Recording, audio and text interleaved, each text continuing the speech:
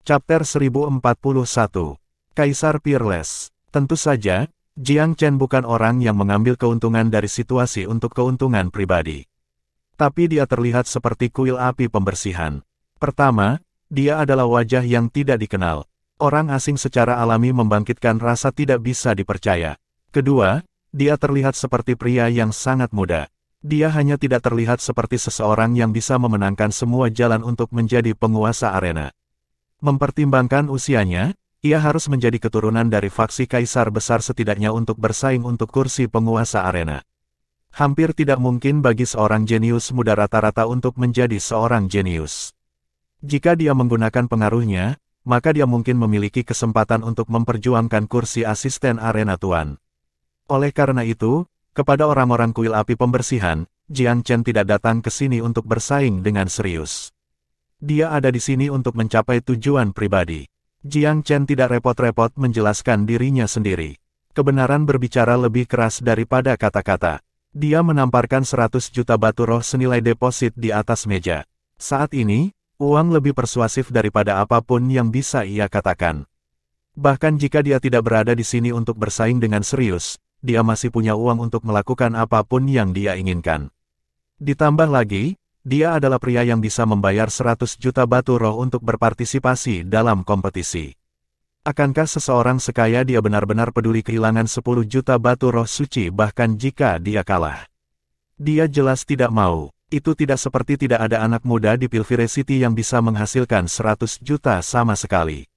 Pasti ada sekelompok kecil orang seperti ini di suatu tempat. Namun, orang-orang ini mungkin tidak bertindak dengan berani seperti dia. Administrator memberi Jiang Chen pandangan yang rumit. Meskipun dia masih tidak mempercayai Jiang Chen, yang terakhir bisa membayar deposit. Dia tidak punya alasan untuk menghalangi dia dari kompetisi. Tidak ada pilihan, administrator hanya dapat memproses pendaftaran Jiang Chen sesuai dengan peraturan standar. Dia atas tanda terima dan partisipasi. Dia juga memberi Jiang Chen pengingat.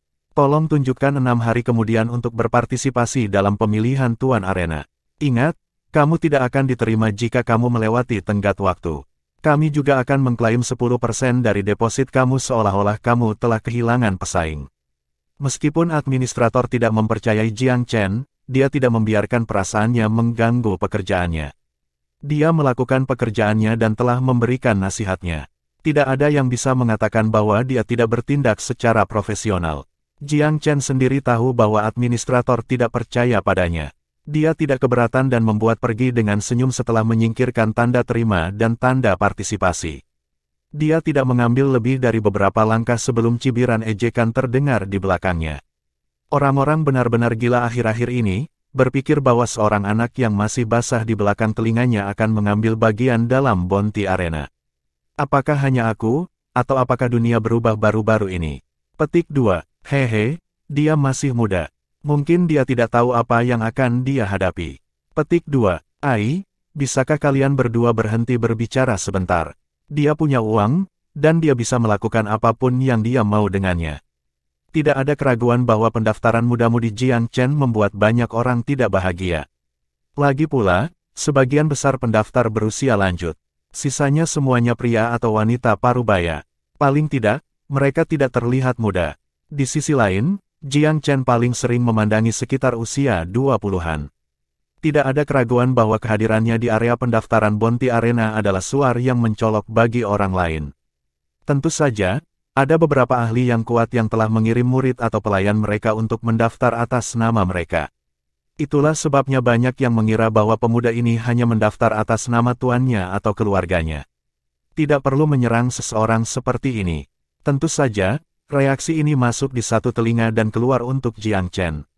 Dunia tidak akan pernah kehabisan orang sarkastik, jadi tidak ada gunanya mengingat kata-kata mereka.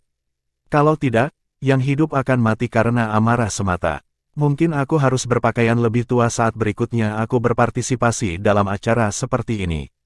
Dia berpikir dengan masam. Tepat ketika dia akan berjalan keluar dari kuil api pembersihan, dia tiba-tiba mendengar keributan di luar.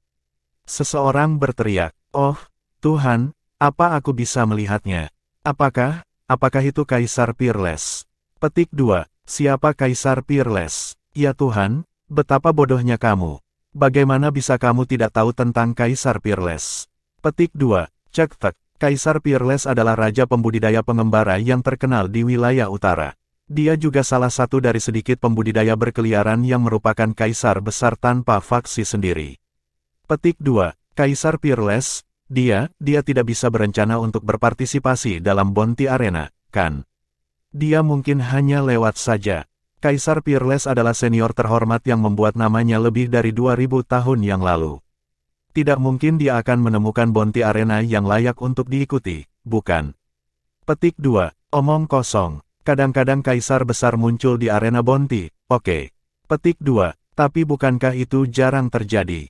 Hanya beberapa kaisar hebat yang berpartisipasi di Bounty Arena ini selama beberapa ribu tahun terakhir. Petik 2. Bagaimanapun, aku merasa Kaisar Peerless mungkin ada di sini untuk berpartisipasi dalam Bounty Arena. Jika dia benar-benar ada di sini untuk berpartisipasi dalam Bounty Arena, maka tempat ini akan menjadi sangat ramai. Reputasi seseorang mendahului orang itu sendiri. Aku yakin bahwa banyak orang akan berpartisipasi dalam Bounty Arena hanya karena Kaisar Peerless hadir. Petik 2. Untuk sementara waktu, semua jenis pendapat dipertukarkan. Diskusi mencapai Jiang Chen saat dia melangkah melewati pintu. Dia tidak bisa membantu tetapi melihat ke arah semua orang melihat. Dia nyaris tidak melihat sekilas ke belakang, rambut putih yang tampak sunyi sebelum menghilang dari pandangannya. Kaisar yang hebat, sepertinya dia belum pernah melihat yang seperti itu sebelumnya. Bahkan, dia telah berinteraksi dengan beberapa dari mereka. Namun, Bounty Arena ini akan menjadi sangat menarik jika seorang kaisar yang hebat benar-benar memutuskan untuk berpartisipasi dalam pemilihan Tuan Arena. Yang sedang berkata, sisi logisnya adalah mengomel badai. Ini hanya kompetisi yang diadakan setiap 10 tahun sekali.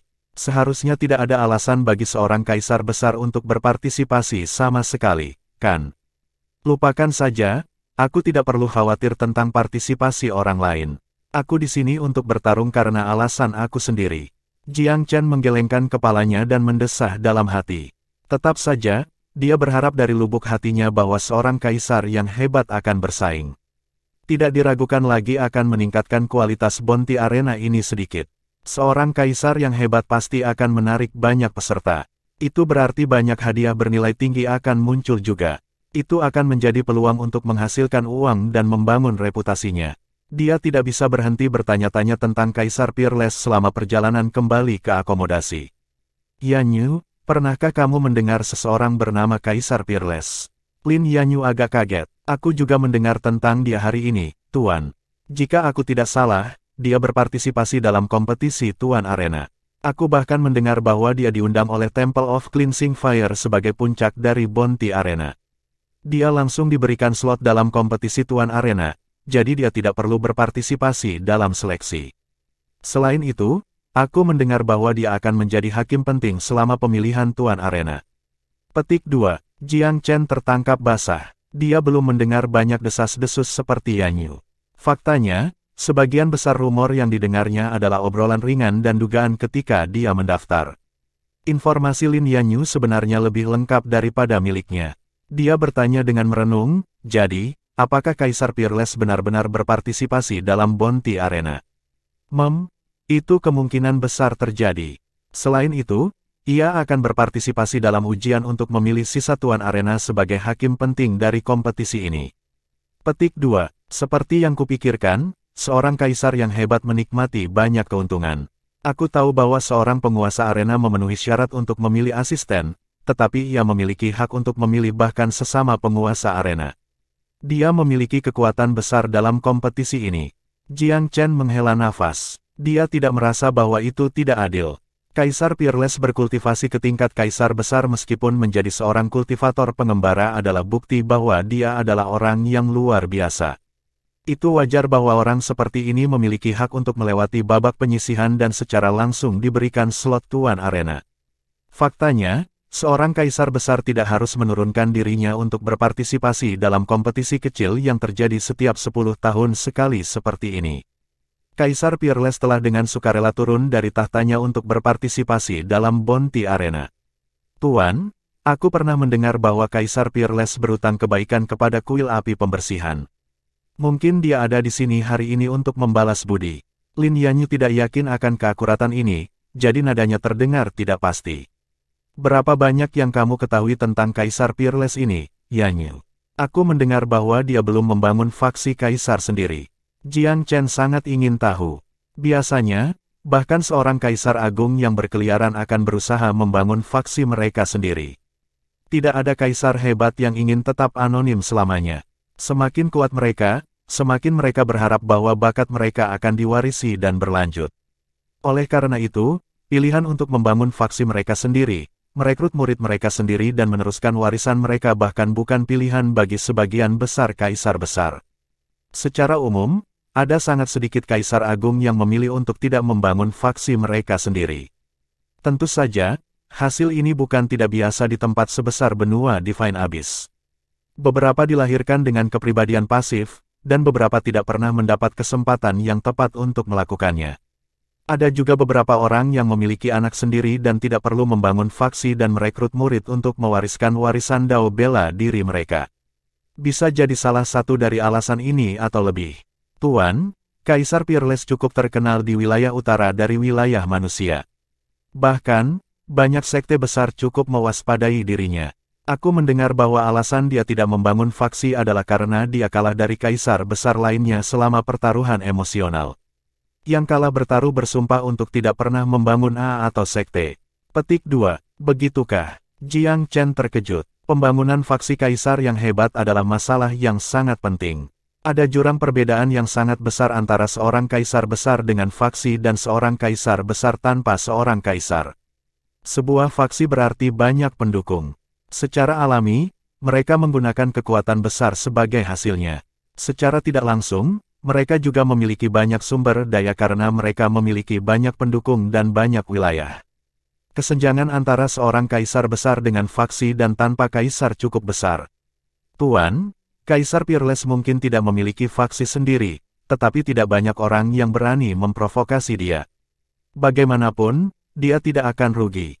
Aku mendengar bahwa bahkan kaisar-kaisar besar dari sekte-sekte peringkat pertama tidak dapat memprovokasi Kaisar Peerless tanpa alasan yang kuat. Lin Yanyu menghela nafas. Tidak ada keraguan bahwa Kaisar Peerless adalah pemenang dalam kehidupan mengingat ketinggian yang dia capai meskipun menjadi seorang pembudidaya berkeliaran. Namun, sepertinya ada versi lain dari alasan dia memilih untuk tidak membangun faksi. Petik 2. Apa itu? Ketertarikan Jiang Chen tiba-tiba digelitik.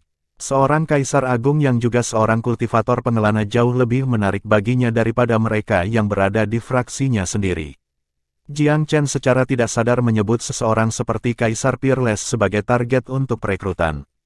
Chapter 1042. Bab 1042, meningkatkan level arena bounty. Web informasi Lin Yanyu berjalan sangat dalam.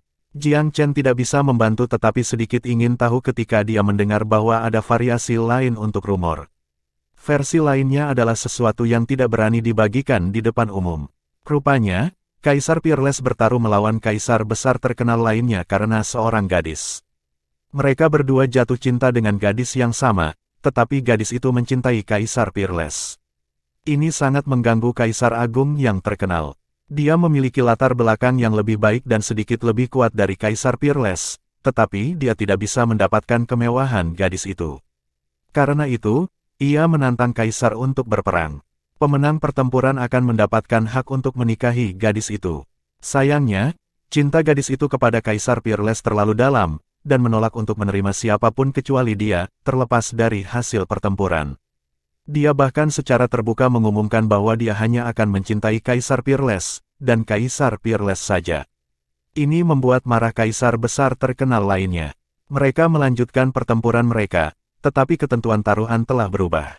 Yang kalah adalah untuk tidak pernah membentuk faksi Kaisar Agungnya sendiri. Petik 2. Jiang Chen merespons dengan diam lama setelah Lin Yanyu selesai. Itu adalah kisah indah tentang cinta abadi dan konflik antara dua jenius yang tak tertandingi. Cinta itu telah menang atas hasrat akan kekuasaan juga sangat romantis. Tidak ada cara untuk memverifikasi desas-desus, tetapi Kaisar Peerless benar-benar layak dikagumi dan dihormati jika itu benar. Tidak setiap orang bisa meninggalkan impian mereka untuk menaklukkan dunia demi cinta, terutama setelah menerobos ke ranah kaisar yang hebat di mana orang bisa memanggil badai dan angin dengan gerakan tangan. Memiliki faksi sendiri sangat penting di ranah ini. Terlepas dari kebenarannya, Bounty Arena akan mendapatkan legitimasi yang sangat besar jika Kaisar Agung legendaris ini bergabung dengan acara tersebut. Dia lebih dari senang melihat ini menjadi kenyataan. Ada 6 hari lagi sampai seleksi. Jiang Chen tidak tinggal diam selama periode waktu ini. Dia pergi menjelajahi kota dan mengikuti hiruk-pikuknya. Dalam beberapa hari, ia mengunjungi setiap tempat dengan aktivitas. Pemahamannya tentang kota telah meningkat dengan pesat. Pada awalnya, ia hanya memiliki pemahaman kasar tentang kota, sebagian besar berasal dari data yang dikumpulkan. Dengan membenamkan dirinya di kota, ia mendapatkan pemahaman yang jauh lebih dalam. Pilvire City tidak setara dengan Felurium Capital dan memiliki keunggulan yang mendominasi dalam hal Pildao karena kebetulan. Yayasan kota dalam Pildao memang jauh lebih tinggi dari Felurium Capital. Lebih penting lagi, pengaruh kota di dunia Pil benar-benar aneh. Jiang Chen menghabiskan waktunya berkeliaran di jalanan dan melihat banyak ahli yang kuat dan ahli jenius Pildao dari berbagai daerah. Mereka datang ke kota dengan naik haji untuk meningkatkan pengetahuan mereka. Felurium Capital menjadi tuan rumah bagi pengunjung dari seluruh penjuru dunia, tetapi mereka sama sekali tidak sebanding dengan jumlah penduduk setempat. Ini berarti bahwa Pilvire City memiliki pengaruh yang sangat besar ke daerah sekitarnya. Tidak ada kesalahan dengan klaim bahwa mereka adalah inti dari 8 daerah atas utara. Orang tentu bisa mengatakan bahwa mereka adalah permata paling cemerlang dan paling menarik perhatian di utara. Jiang Chen tidak pernah bisa membantah ini. Bounty Arena sendiri memiliki pengaruh besar. Acara yang akan datang itu hanya pada skala yang diadakan sekali setiap dekade, namun daya pikatnya luar biasa. Pakar kuat dari semua lapisan masyarakat membanjiri kota dari daerah sekitarnya. Ada begitu banyak kegiatan sehingga seolah-olah acara itu hanya diadakan di setiap pergantian abad. Kesibukan itu tidak ada artinya dibandingkan dengan pertemuan Pagoda Felurium, tetapi pertemuan itu adalah sesuatu yang diadakan setiap 60 tahun dan merupakan acara yang paling dicari di ibu kota. Namun Bounty Arena hanyalah acara biasa, kadang-kadang bahkan diadakan setiap musim. Jiang Chen sangat terkesan dengan apa yang dilihatnya selama beberapa hari terakhir. Felurium Capital unggul di bidang-bidang tertentu, tetapi pengaruhnya tidak sebanding dengan Pilvire City. Tidak heran orang sering membandingkan permata di utara dengan permata di selatan dan mengatakan bahwa Pilvire City lebih indah. Pada akhirnya, pengaruh masih sangat penting, terutama untuk menarik bakat dan ahli yang tangguh. Dia sangat termotivasi setelah melihat perbedaan itu. Karena dia menyadari kekurangan Felurium Capital, dia harus berusaha menyelesaikannya. Sebagai Tuan Muda Gunung Pivot Suci, itu adalah tanggung jawabnya untuk memikul tanggung jawab ini. Dia bukan seseorang yang puas dengan biasa-biasa saja. Secret Pivot Mountain dan Felurium Capital tidak akan tetap sama di arlojinya. Dia akan berjuang untuk perubahan sekarang karena dia berkuasa. Selama aku tetap menjadi penguasa Muda Gunung Merak Suci dan penguasa Felurium Capital, aku akan memastikan bahwa ibu kota melebihi Pilvire City dan menjadi permata paling menakjubkan di 8 daerah atas. Meskipun keduanya saat ini sama, Jiang Chen mengerti bahwa yang terakhir sudah mulai bergerak maju dari yang pertama. Perbedaan warisan adalah salah satu alasan mengapa, tetapi dedikasi Kaisar Pivot terhadap masalah ras iblis juga merupakan faktor penentu lainnya. Felurium Capital kemungkinan akan unggul dalam perlombaan jika Kaisar tidak terganggu oleh masalah ras iblis dan memfokuskan upayanya mengejar ketinggalan ke Pilvire City. Itu masih salah satu eksistensi terkuat di 8 daerah atas yang tidak akan pernah disingkirkan oleh sekte peringkat pertama. Tapi selama beberapa milenium terakhir, Felurium Capital berada dalam kondisi mandek. Ini berarti bahwa ibu kota puas dengan posisi mereka di 8 daerah atas, dan tidak ada upaya luar untuk memperluas. Sementara itu, Pilvire City telah memfokuskan upaya mereka dalam ekspansi mereka. Mereka tidak hanya memperluas tanah mereka, tetapi juga pengaruh mereka. Pilvire City tidak berpengaruh seperti Felurium Capital di masa lalu. Namun, mereka memperoleh banyak dukungan setelah upaya selama beberapa milenium. Pengaruh mereka tidak lagi terbatas pada wilayah mereka saja. Bahkan daerah tengah sudah mulai mengandalkan mereka lebih dan lebih. Mereka secara tidak sadar tertarik oleh Pilvire City, meskipun pengaruhnya tidak terlihat. Pilvire City jauh lebih kuat dari yang aku kira. Tampaknya kehidupan di Felurium City terlalu damai untuk kebaikannya sendiri. Kaisar Besar Felurium Capital bukan katak di dalam sumur, tetapi Jiang Chen mungkin telah melampaui mereka dalam pengetahuan tentang keadaan di 8 atas wilayah setelah perjalanan singkatnya di sekitar kota. Mungkin para kaisar percaya bahwa tradisi dan warisan Felurium Capital sudah cukup untuk memperkuat posisi mereka dalam wilayah manusia, atau mungkin mereka percaya bahwa Pilvire City terlalu jauh untuk mempengaruhi wilayah mereka. Terlepas dari alasannya, Jiang Chen percaya bahwa warga Felurium Capital terlalu optimis. Kaisar Pivo kemungkinan juga tidak mempertimbangkan masalah ini. Pengaruh Pilvire City pasti akan menyebar ke perbatasan Felurium Capital suatu hari. Mereka akan dikelilingi oleh musuh di semua sisi pada saat mereka menyadari fakta ini. Saatnya Felurium Capital bangkit. Biarkan aku membuat langkah pertama dengan mengambil Mugaoki dari mereka. Jiang Chen tidak akan membiarkan siapapun menginjaknya. Karena keserakahan, Pilvire City tidak akan pernah membiarkan diri mereka hidup berdampingan dengan Felurium Capital, bahkan jika mereka terpisah satu sama lain. Mereka ingin menjadi faksi terbesar dan permata terpintar tunggal di 8 wilayah atas. Tidak ada orang lain yang diizinkan untuk bersaing demi kemuliaan mereka. Mereka ditakdirkan untuk menjadi satu-satunya wilayah manusia. Lin Yanyu juga tidak tinggal diam. Dia membawa informasi baru setiap hari. Menguasai. Aku baru saja menerima berita bahwa selain Emperor Peerless, 2 atau 3 tokoh terkemuka akan mengikuti tes seleksi. Karena tokoh-tokoh besar ini, Bounty Arena yang akan datang telah menjadi acara 500 tahun sekali. Petik 2. Oh, siapa tokoh-tokoh terkemuka itu? Jiang Chen penasaran. Aku pernah mendengar bahwa Raja Pil yang sangat cakap juga akan bergabung. Dia adalah salah satu dari 36 Raja Pil teratas di Balai Raja Pil Millennium Kota yang terkenal di setengah kekaisaran Pil Raja setengah jalan. Petik 2. Kaisar Pil Sok. Iya nih. Master Jimat yang tak ada bandingannya dan Master Formasi juga akan bergabung. Kalau dipikir-pikir, itu daftar yang cukup menakutkan. Petik 2. Jiang Chen tidak goyah sedikit pun ketika dia mendengar berita Lin Yanyu. Jika itu masalahnya, keabsahan Bounty Arena yang akan datang akan meningkat beberapa kali lipat. Itu hal yang baik, dia terkekeh. Dia tidak merasa takut dengan tokoh-tokoh terkemuka itu. Dia tidak memiliki masalah bersaing dengan mereka dalam pemilihan Tuan Arena yang akan datang. Jika itu adalah pertukaran dao bela diri, akan ada beberapa perbedaan antara kekuatan karena perbedaan usia. Tetapi karena itu adalah misi karunia, tidak akan ada yang menahannya. Lin Yanyu sangat senang dengan betapa percaya diri tuannya. Tuan, semakin sah acara itu, semakin terkenal kamu saat menjadi penguasa arena. Pasti akan sangat membantu ketika kamu menghadiri lelang Star Harvesters.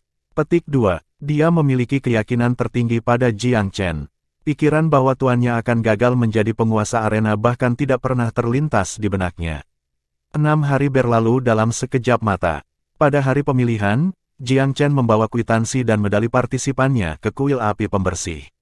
Chapter 1043. 3 hebat. Kuil api pembersih mulai mengambil Bounty Arena lebih dan lebih serius seiring berjalannya waktu. Itu terbukti dari jenis orang yang mereka kirim sebagai penerima tamu, mereka memiliki kaliber jauh lebih tinggi daripada terakhir kali arena diselenggarakan. Setelah memverifikasi medali partisipasi Jiang Chen tanpa kesalahan, para petugas dengan sopan membiarkannya masuk. Selain itu, ada panduan tingkat administrator yang siap untuknya. Jika ada kecurigaan dalam pikiran pria itu sehubungan dengan pemuda Jiang Chen, dia tidak menunjukkannya. Sebaliknya, tuan muda terselubung itu diperlakukan dengan senyum hangat di setiap langkahnya, pelayannya menjaga profesionalisme yang sempurna. Bahkan jika Jiang Chen ingin menemukan kesalahan, ada sangat sedikit yang bisa dia keluhkan. Tidak mengherankan bahwa kuil api pembersihan adalah salah satu faksi paling kuat di sini di Pilvire City. Mereka tidak menyukai yang lain, itu sudah pasti. Tak terlihat, pendapat Jiang Chen tentang fraksi naik sedikit. Di area pemilihan, ia mencatat bahwa jumlah peserta tidak setinggi yang ia bayangkan. Dia awalnya berpikir bahwa antara 800 hingga 1000 peserta akan datang. Tetapi dalam kenyataannya, pemindaian sepintas mengungkapkan bahwa hanya 1 hingga 200 yang hadir. Hanya perlu beberapa saat baginya untuk menerima kenyataan itu. Orang-orang dengan kepercayaan diri yang tidak memadai untuk menjadi penguasa arena tidak akan begitu saja membuang uang seperti ini. Bagaimanapun, 1/10 keamanan akan dikurangkan sebagai biaya pendaftaran pada saat kegagalan. Meskipun jumlahnya cukup terjangkau bagi kebanyakan orang, tidak ada alasan untuk masuk tanpa peluang sukses yang masuk akal. Masih ada posting lain yang tersedia. Di samping arena utama, mereka masih bisa bersaing untuk menjadi asisten. Meskipun itu sudah diputuskan oleh Tuan Arena, tidak perlu bagi asisten untuk menawarkan keamanan atau melalui seleksi. Dalam beberapa hal, bersaing untuk posisi asisten lebih menarik daripada Tuan Arena. Tentu saja, penguasa arena menerima bagian terbesar dari hadiah, tetapi asisten tidak harus mengambil risiko atas uang mereka sendiri. Baik.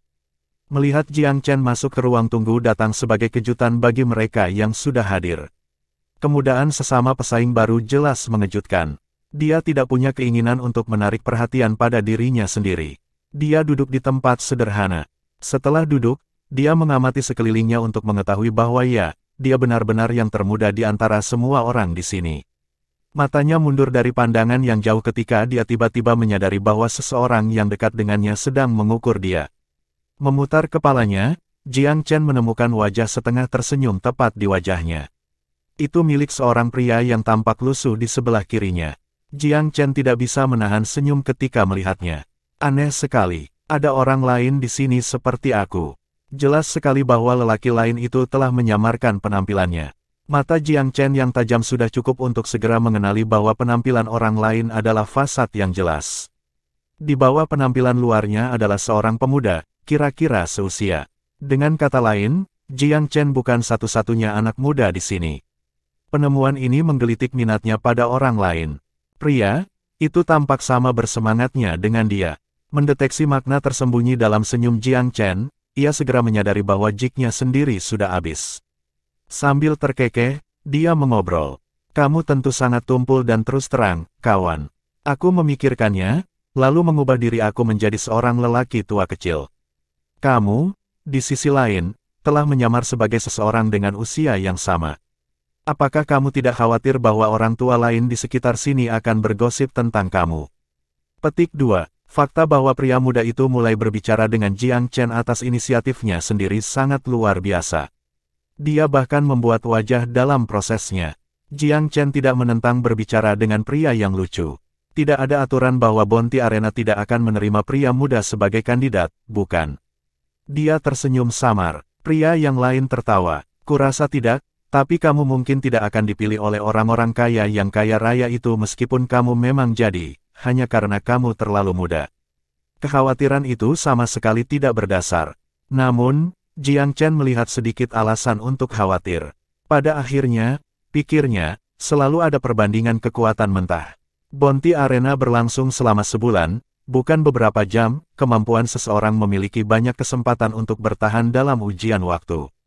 Melihat ketidaksopanan dan ketenangan Jiang Chen membuat mata pria itu memelintir dan menggantinya dengan cepat dengan rasa ingin tahu yang ekstrim. Tiba-tiba, pria itu menyeringai. Benar, mari kenalkan diri kita. Aku Lin Zirong. Aku harus memanggilmu apa, teman? Rumah atau keluarga Pilvire City manakah kamu?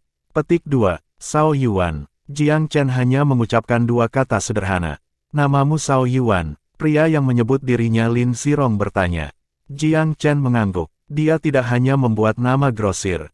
Karena ayahnya dalam kehidupan sebelumnya adalah Kaisar Suci Taiyuan, sebagian besar memanggilnya dengan nama Pangeran Mahkota Sao Yuan. Sao Yuan jelas merupakan perpecahan yang homofon. Itu juga membuat alias yang sangat tepat. Begitulah cara Jiang Chen bisa mengucapkan dua kata itu dengan inspirasi. Sao Yuan, nama yang bagus. Lin Zirong menamparkan pahanya, sedikit sanjungan yang melekat pada gerakan itu. Menilai dari ketenanganmu, kamu harus menjadi pewaris faksi Kaisar di Pilvire. Jiang Chen tidak bisa repot-repot mengumpulkan tanggapan. Dia menggelengkan kepalanya dengan santai, menghadirkan senyum yang sama tidak terbaca dan tetap diam. Lin Zirong tampaknya menjadi orang yang sangat cerewet. Dia terus berbicara meskipun Jiang Chen kurang responsif. Brother Sao Yuan, kami berdua adalah anak muda di sini, jadi kami harus berada di tim yang sama. Mari kita menangkis para Kojers tua itu bersama-sama. Ya, kamu benar-benar harus berhati-hati. Aku yakin mereka akan berkolusi bersama dan menjatuhkan kamu. Petik 2. Jiang Chen mengangguk ringan, tetapi tetap diam. Pada saat ini, suara langkah kaki bergema keluar dari interior. Beberapa eksekutif senior kuil berjalan dengan cepat, seorang pria parubaya berjanggut dengan ekspresi dingin di tengah-tengah mereka. Mata Lin Zirong berbinar. Kaisar Peerless. Itu benar-benar dia. Apakah rumor itu benar? Petik 2. Jiang Chen dengan mudah mengenali identitas pria berjanggut itu juga. Ketika dia berjalan di luar pintu kuil api pembersih setelah mendaftar, dia telah melihat bayangan Kaisar. Dengan demikian, ia dapat menyimpulkan identitas Kaisar hanya dari sosoknya saja. Yang lain mengenakan seragam yang sangat mirip. Identitas mereka sebagai eksekutif kuil tidak layak ditebak. Pemandangan Kaisar Peerless mengangkat semangat Lin Zirong. Matanya berkilauan dengan keinginan, dan dia tampak siap menerkam bintangnya kapan saja. Hampir membuat Jiang Chen merasa bahwa anak muda lainnya datang hanya untuk mengejar pahlawannya. Lin Zirong tidak terpengaruh oleh ekspresi tertegun Jiang Chen. Dia tersenyum malu, meskipun sepertinya dia tidak malu. Saudara Cao Yuan, Kaisar Peerless adalah idola aku. Aku mengerti. Jiang Chen tahu bahwa penyembahan berhala apapun sulit dipahami bagi mereka yang tidak. Dia memiliki sekelompok pengikut sendiri di Velurium Capital. Mereka dipenuhi dengan kekaguman dan penghormatan kepadanya, sekelompok orang percaya yang setia. Dia mengerti seperti apa tipe orang ini. Setiap orang memiliki idola mereka sendiri di dalam hati mereka. Seperti si dia di kehidupan sebelumnya, misalnya. Dia dipenuhi dengan kekaguman pada ayahnya, Kaisar Langit, dan dia berpikir bahwa dia memiliki ayah terbesar di seluruh dunia. Kekaguman semacam ini tidak berkurang bahkan dengan berlalunya waktu. Aku menemukan keberanian Kaisar Peerless benar-benar luar biasa, dan sikap yang mulia bahkan lebih. Sayangnya, aku tidak memiliki keberanian yang sama seperti dia di depan seorang gadis yang dicintai. Ketika dia mengatakan ini, matanya gelap dan nadanya sedih. Dia memukul kepalanya dengan paksa. Itu adalah sikap menyalahkan diri sendiri yang signifikan. Jiang Chen cukup tahan terhadap gerakan tiba-tiba Lin Zirong. Tetap saja, ekspresi sedih pria muda itu agak mempengaruhi dirinya. Pemuda yang tidak terkekang dengan humor juga mengejutkan sentimental. Dia bisa tahu dari pandangan sejernih kristal di mata Lin Zirong. Jiang Chen tidak memiliki mata yang melihat semua, tetapi ia memiliki caranya sendiri untuk membatasi orang. Lin Zirong sedikit kepribadian yang bijaksana, tetapi sorot matanya memberitahu Jiang Chen. Lin adalah pria yang sangat emosional. Jiang Chen tidak tahu apa yang telah dilaluinya, tetapi satu hal yang pasti. Lin Zirong tidak setegas Kaisar Peerless. Dia jelas telah membuat semacam kompromi daripada mengambil langkah maju yang berani. Itulah sumber penyesalan dan kesalahannya. Namun, Jiang Chen tidak tertarik bertanya tentang urusan pribadi seorang pria. Pada saat ini, seorang pria mengenakan jubah asisten guru kuil melambaikan kedua tangannya untuk membungkam para pendengarnya di bawah. Aku senang mengumumkan bahwa bounty arena ini telah dinaikkan ke status 3 abad. Karena itu, kami berencana untuk menambah 3 kursi penguasa arena baru. Kami telah memilih sebelumnya penghuninya, Emperor Peerless, peringkat 36 di Aula 1000 Legenda, Pilking Blue Phoenix, dan Master Formasi Wang Suetong. Mengapa ketiga tuan ini datang ke kursi? Ini menunjukkan bagaimana level bounty arena ini jauh di atas apa yang pertama kali diharapkan. Kalian semua akan bersaing untuk 9 yang tersisa. Petik 2. Semua orang bersorak atas kata-kata ini. Itu juga kabar baik bagi para kandidat. Kehadiran 3 pakar senior ini membuat bounty arena aura legitimasi meningkat.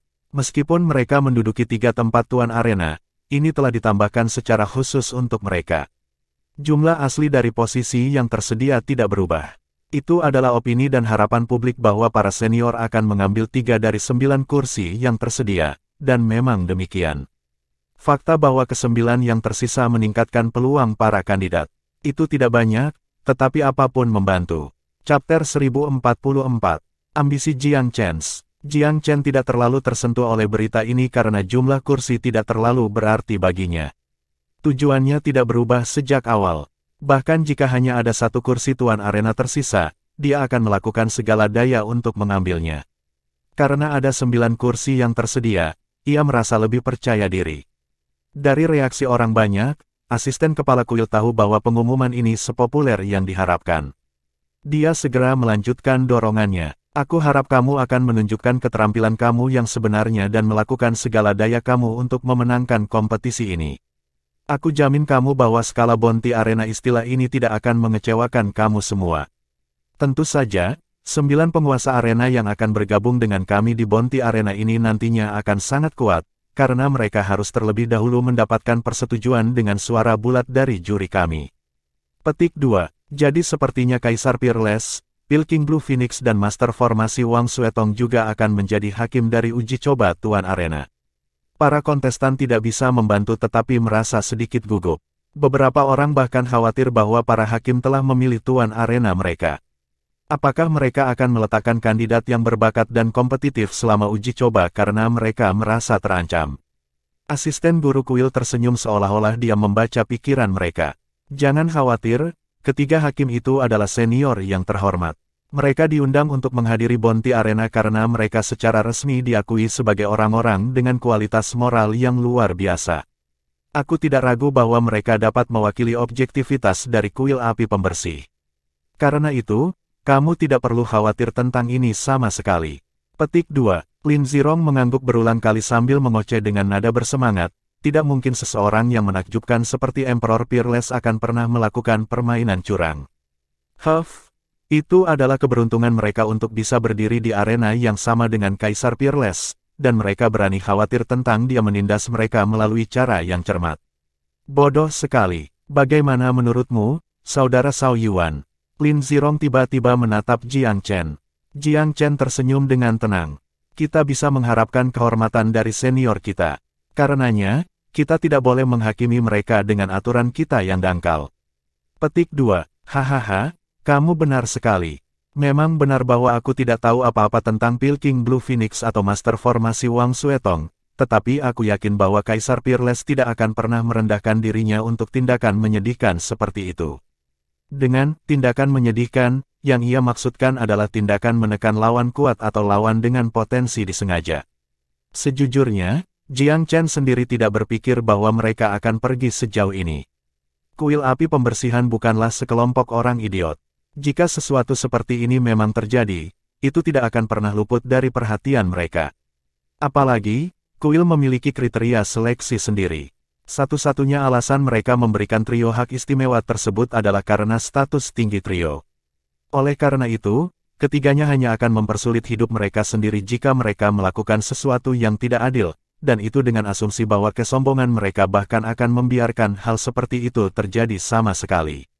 Mengenai hal ini, Jiang Chen tidak meragukan integritas mereka sedikitpun. Baiklah, sekarang aku akan mengumumkan aturan seleksi. Pertama, 9 arena dibagi menjadi 3 zona. Ada zona Dao bela diri, zona Dao Pil dan zona umum. Aku rasa aku tidak perlu menjelaskan apa itu Dao dan Dao Pil daerah, bukan? Zona umum mencakup berbagai mata pelajaran seperti kedokteran dan ramalan, rune dan formasi, mekanisme dan seni khusus, penjinakan binatang buas dan sebagainya. Setiap zona memiliki 3 kursi untuk dimenangkan. Karena itu, kamu semua harus memilih zona yang ingin kamu ikuti terlebih dahulu sebelum kompetisi dapat dimulai secara resmi. Petik 2. Sejujurnya, Jiang Chen bisa mengalahkan salah satu dari zona ini. Bahkan, dia tergoda untuk berpartisipasi dalam 2 zona sekaligus. Dia tidak yakin apakah peraturan akan mengizinkan ini. Sementara dia ragu-ragu, suara serak tiba-tiba memotong udara. Kuil Guru Gao, orang tua ini agak berpengetahuan luas baik dalam bidang bela diri dan pildao. Bolehkah aku bertanya apakah aku bisa menantang kedua arena? Petik 2. Tampaknya Jiang Chen bukan satu-satunya yang berpikiran seperti itu. Tidak hanya orang tua itu menyuarakan pikiran Jiang Chen, banyak orang menggemakan sentimennya juga. Ada sangat banyak orang yang ingin mencoba. Asisten guru kuil tersenyum sedikit. Secara teoritis, seorang peserta dapat menantang ketiga zona sekaligus. Namun, apakah kamu yakin memiliki energi untuk menantang mereka semua?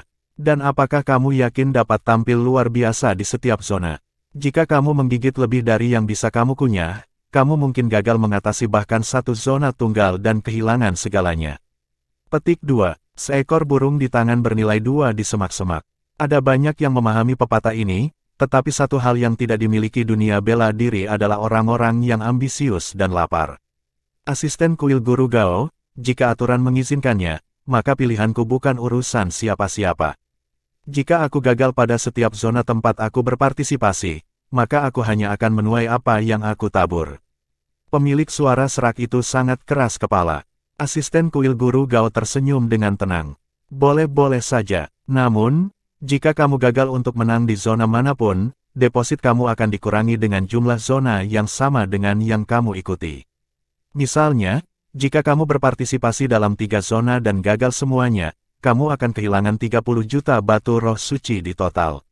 Aku mengerti. Selama aku diizinkan untuk berpartisipasi dalam beberapa zona sekaligus, aku tidak peduli kehilangan sedikit uang. Tampaknya pemilik suara serak itu tidak akan berubah pikiran bagaimanapun caranya. Pemilik suara serak itu dengan sempurna menyuarakan pikiran Jiang Chen. Karena itu, dia sadar bahwa kekuatan bela diri Dao-nya dibatasi oleh usianya. Jika dia berpartisipasi dalam zona bela diri, dia pasti akan menonjol seperti bangau di antara ayam. Aku tidak bisa begitu saja melewati zona pil Dao dan zona umum. Tetap saja, kesuksesan aku pasti akan menyebabkan keributan. Bagaimanapun, dia sudah memutuskan. Dia yakin akan kemenangannya di kedua zona. Sama sekali bukan kepercayaan buta. Kenangan kehidupan masa lalunya lebih dari mampu mempertahankan ambisinya. Keributan persis seperti yang diinginkannya. Jika dia gagal membangkitkan keributan, maka dia tidak mungkin mendapatkan cukup reputasi untuk menekan pesaing di lelang Star Harvesters nanti. Baik, semua yang ingin berpartisipasi dalam uji coba Tuan Tanah Arena Dao Zona, silakan datang ke sini, kata asisten kuil, Guru Gao. Setengah dari peserta pindah ke tempat yang ditunjuknya segera. Tampaknya bela diri Dao juga yang paling populer bahkan di Pilvire City. Meskipun Pilvire City terkenal sebagai yang terkuat dalam Pil Dao, itu masih merupakan dunia bela diri Dao. Semua orang yang ingin berpartisipasi dalam zona Pil Dao, silakan datang ke sini. Sekelompok orang berdiri. Sekarang hanya ada 20 hingga 30 orang yang tersisa di kursi mereka. Hampir 200 orang telah mendaftar, tetapi pada akhirnya hanya sekitar 30 yang berpartisipasi di zona umum.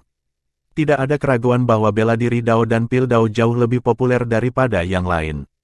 Lin Zirong tidak beranjak dari tempat duduknya, tetapi dia berseru kaget ketika melihat Jiang Chen bergerak. Brother Shaoyan, apakah kamu berpartisipasi dalam uji coba Pil Dao? Kami berada di Pilvire City, kamu tahu. Persaingan akan sengit. Kamu juga dapat bergabung dengan uji coba zona umum dan mencoba keberuntungan kamu.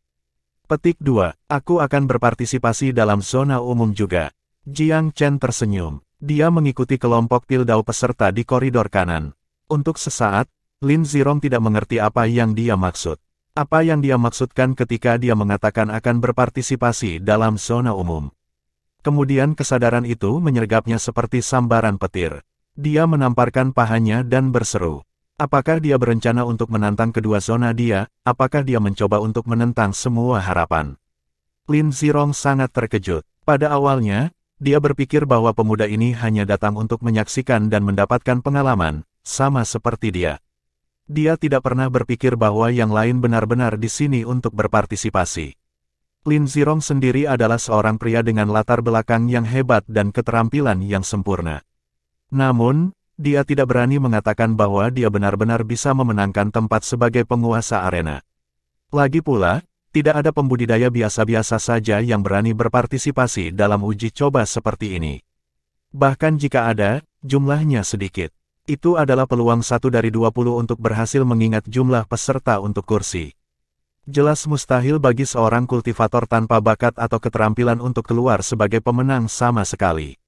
Lin Zirong bergumam pada dirinya sendiri, mereka semua mengatakan bahwa aku sampah, tapi bocah ini bahkan lebih besar sampah daripada aku. 20 juta batu roh suci yang baru saja dia siram ke saluran pembuangan. Petik 2. Dia masih berpikir bahwa Shao Yuan memperlakukan ini sebagai pesta. Bagi seorang sampah, menghabiskan 20 juta batu roh suci untuk pengalaman hidup yang berharga bukanlah hal besar. Juga, kebebasan memilih adalah salah satu manfaat menjadi kaya. Lebih dari 70 orang berpartisipasi dalam Pil Dao. Akan sulit untuk memilih hanya 3 penguasa arena dari mereka semua. Semua peserta telah menemukan tempat masing-masing di dalam ruang pertarungan Pil sekarang. Pilihan ini cukup sederhana, semuanya. Ada gulir di depan kamu. Ini berisi berbagai pertanyaan tentang Pil Dao.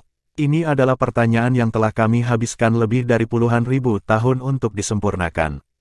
Ada total 30 pertanyaan di dalam gulungan yang terbagi menjadi 10 tingkat kesulitan. Tugas kamu adalah menjawab setiap pertanyaan di dalam gulungan ini. Setiap pertanyaan memberikan sejumlah poin. Ketika kamu selesai, total poin kamu akan disimpulkan dan dihitung. 3 peserta teratas dari seleksi ini akan menjadi 3 penguasa arena dari zona Daupil.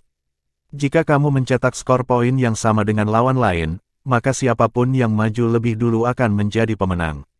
Aturan umum ini diterapkan untuk semua ujian Pildao di seluruh benua Divine Abyss. Jika 2 peserta mencetak jumlah poin yang sama, maka waktu penyelesaian akan digunakan untuk menentukan pemenang. Ingat, kamu harus menuliskan nomor kamu di gulir. Ketika semua orang selesai dengan tugas mereka, kami akan menyegel nomor pada gulungan itu. Dengan cara ini, juri tidak akan dapat melihat nomor kamu selama proses peninjauan. Karenanya, kamu tidak perlu khawatir tentang pelanggaran. Satu hal lagi. Pertanyaan-pertanyaan yang disajikan sebelum kamu semua adalah misi karunia di masa lalu. Oleh karena itu, mereka adalah ujian dasar Pildao kamu dan juga mencerminkan kemampuan kamu untuk menyelesaikan misi ini dengan sempurna. Hehe, aku percaya bahwa beberapa dari kamu ingin mengatasi beberapa zona sekaligus. Mari kita lihat apakah kamu masih bisa mempertahankan mimpi naif itu setelah kamu membaca pertanyaan di dalam. Petik 2. Chapter 1045. Jiang Chen dipandang rendah oleh semua. Sebuah penghalang mengisolasi semua kursi. Komunikasi mereka terputus dari dunia luar untuk mencegah kecurangan. Orang-orang yang cemas segera membuka gulungan mereka, dan keringat dingin mulai mengalir ke dahi ketika mereka mengalengan pertanyaan. Pertanyaan-pertanyaan berkisar dari level 1 hingga 10, masing-masing level secara signifikan lebih sulit dari yang sebelumnya. Tampaknya itu adalah tangga yang mudah pada awalnya, tetapi kesulitan meningkat dengan beberapa orang banyak dengan setiap langkah yang diambil. Tingkat ke-9 dan ke-10 begitu sulit sehingga seperti naik ke surga. Itu tidak diketahui apakah mereka hanya menyelesaikan pertanyaan-pertanyaan ini tepat waktu, apalagi mencoba untuk zona lain. Dan di mana mereka akan menemukan energi dan kekuatan untuk melakukan hal seperti itu. Para kontestan diam-diam mengeluh kesakitan, kecuali untuk Jiang Chen. Dia tidak pernah menghadapi hambatan dalam Pildao, baik di Istana Pil Regal, Velurium Capital, atau Pilvire City. Isi seleksi tidak banyak masalah baginya. Dia bahkan tidak repot-repot dengan pertanyaan tingkat bawah dan segera mengarahkan pandangannya pada pertanyaan tingkat ke-10.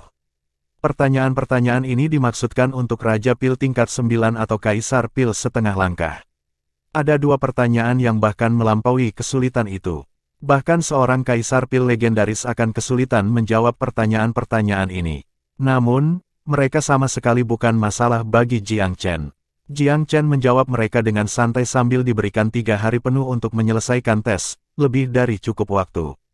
Semua pertanyaan yang dijawab dalam periode waktu ini diakui, tetapi peringkat akhir masih tergantung pada skor. Dia membaca pertanyaan itu perlahan.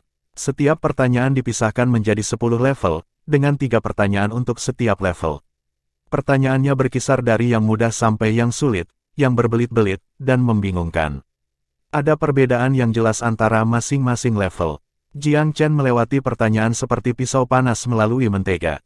Sikatnya bergerak secepat angin, hanya butuh 4 jam untuk menyelesaikan 6 level pertama. Pertanyaan-pertanyaan ini tidak sulit bagi Raja Pil tingkat tinggi. Semua orang menjawab pertanyaan dengan kecepatan yang kira-kira sama karena pertanyaan-pertanyaan ini bukan halangan ketika seseorang mencapai Raja Pil tingkat 7.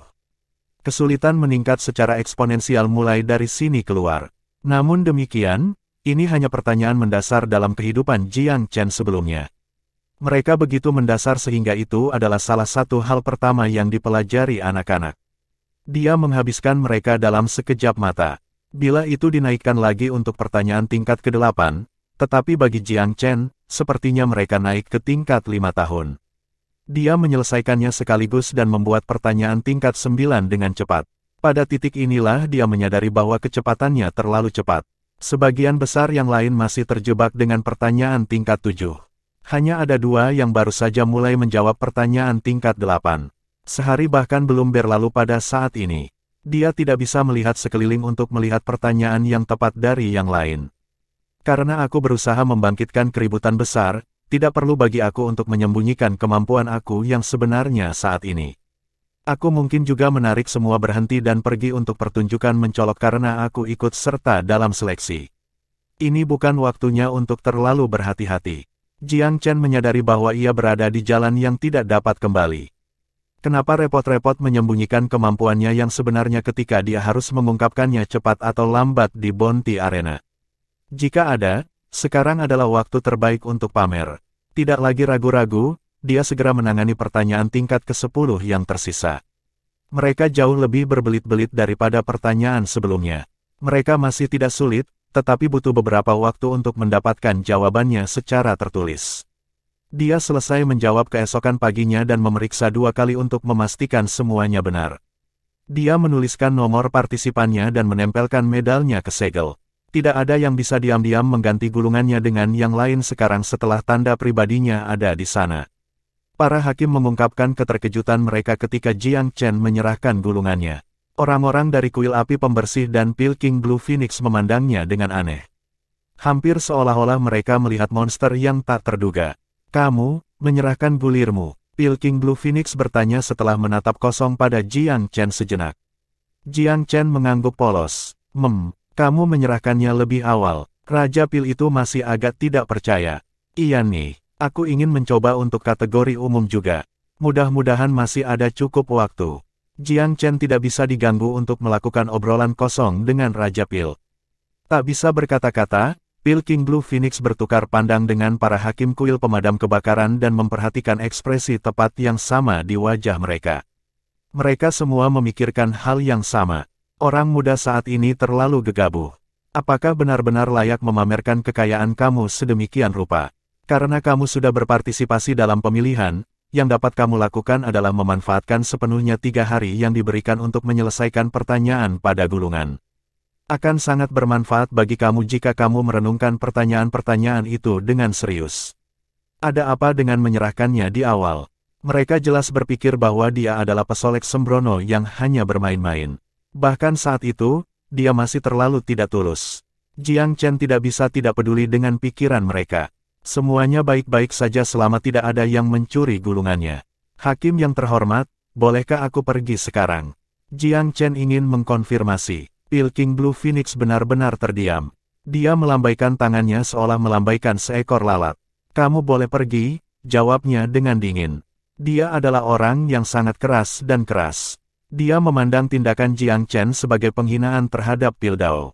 Bagaimana dia bisa menunjukkan kepada pemuda itu wajah ramah setelah kesan pertama yang buruk? Para hakim kuil api pembersih bertindak sedikit lebih tepat dan mengangguk sebagai tanggapan. Kamu bisa pergi. Ini bukan masalah jika kamu menyerahkan scroll lebih awal. Jika dua ditemukan memiliki skor yang sama, peringkat akhir akan didasarkan pada siapa yang selesai pertama. Mereka jelas hanya mengikuti protokol. Kata-kata yang mereka gunakan sangat tulus. Tetapi Jiang Chen bisa mengatakan bahwa mereka tidak terlalu memikirkannya. Itu tidak masalah. Dia akan bereaksi sama jika dia berada di posisi mereka. Dia tersenyum pada mereka dan mengangguk sebelum melangkah menuju pintu keluar. Pil King Blue Phoenix menjadi marah ketika Jiang Chen akhirnya pergi. Kaum muda saat ini konyol. Aku ingin tahu dari keluarga mana dia berasal. Bagaimana dia bisa memperlakukan acara bergengsi seperti permainan. Petik 2. Para hakim kuil pembersihan api memahami bahwa Raja Pil adalah orang yang sangat pantas. Dia memiliki pola pikir yang sangat tradisional dan sangat taat kepada Pil Dao. Wajar jika ia memiliki harapan tinggi untuk generasi muda. Dia marah karena dia percaya bahwa orang yang menyerahkan gulungan itu lebih awal tidak mengikuti ujian dengan serius. Harap tenang, Pil King Blue Phoenix. Selalu ada 1 atau 2 yang sembrono di antara generasi muda. Petik 2. Itu benar. Namun, anak muda itu tampak sangat sopan dan penuh hormat. Aku tidak berpikir dia salah satu dari bajingan itu. Mungkin dia benar-benar menyelesaikan pertanyaan. Seseorang menyarankan dengan pelan. Sejujurnya, 9 dari 10 pemuda di Pilvire City sangat arogan dan penuh dengan diri mereka sendiri. Seseorang yang sehormat Jiang Chen adalah pemandangan langka di kota ini. Dia sama sekali tidak cocok dengan stereotip keren sembrono. Yang lain menembak pikiran itu secepat itu muncul. Itu tidak mungkin. Bahkan jika dia memulai sebelum orang lain, tidak ada cara dia bisa menyelesaikannya dalam waktu yang singkat. Menyelesaikan pertanyaan dalam 3 hari sudah merupakan hal yang terhormat. Menyelesaikannya dalam 1 hari, mustahil. Pil King Blue Phoenix tersenyum dingin tanpa mengucapkan sepatah kata pun. Dia lebih suka menyimpan napas daripada menjawab pertanyaan itu. Dia yakin bahwa pertanyaan-pertanyaan itu tidak dapat diselesaikan dalam 1 hari, kecuali anak muda itu telah menipu dan mengetahui jawabannya sebelumnya. Tetapi tanpa bantuan kuil, tidak mungkin dia bisa mengetahui jawabannya sebelumnya. Itu sebabnya dia tetap yakin bahwa bocah itu menodai Pildao. Jiang Chen tidak bisa diganggu dengan apa yang dipikirkan Pil King Blue Phoenix tentangnya. Dia meninggalkan area Pildao dan segera melaju menuju pemilihan zona umum. 3 zona telah dimulai pada waktu yang bersamaan. Ini berarti bahwa sedikit lebih dari 1 hari telah berlalu untuk zona umum. Hanya ada 1,5 hari tersisa untuk seleksi. Dia punya 1 hari lebih sedikit dari para kontestan lainnya. Apa, kamu ingin melintasi zona dan bergabung dengan pemilihan zona umum juga? Para hakim terperangah ketika mereka mendengar permintaan Jiang Chen. Master Formasi, Wang Suetong bisa menolak bertanya. Anak muda, zona mana yang kamu ikuti sebelum ini? Apakah kamu menyerah dan menyerahkan gulungan itu lebih awal? Petik 2. Jiang Chen tidak tahu apakah harus menangis atau tertawa. Mengapa semua orang langsung berasumsi bahwa dia sudah menyerah? Apakah semua orang buta terhadap bakat sejati? Dia tidak mau repot untuk menjelaskan. Para hakim tidak bisa menghentikannya seperti yang diizinkan dalam aturan. Tuan Wang, ini adalah medali peserta aku, silakan lihat. Dia tidak ingin membuang-buang napas. Setiap menit dan setiap detik patut diperjuangkan karena dia sudah ketinggalan 1 hari.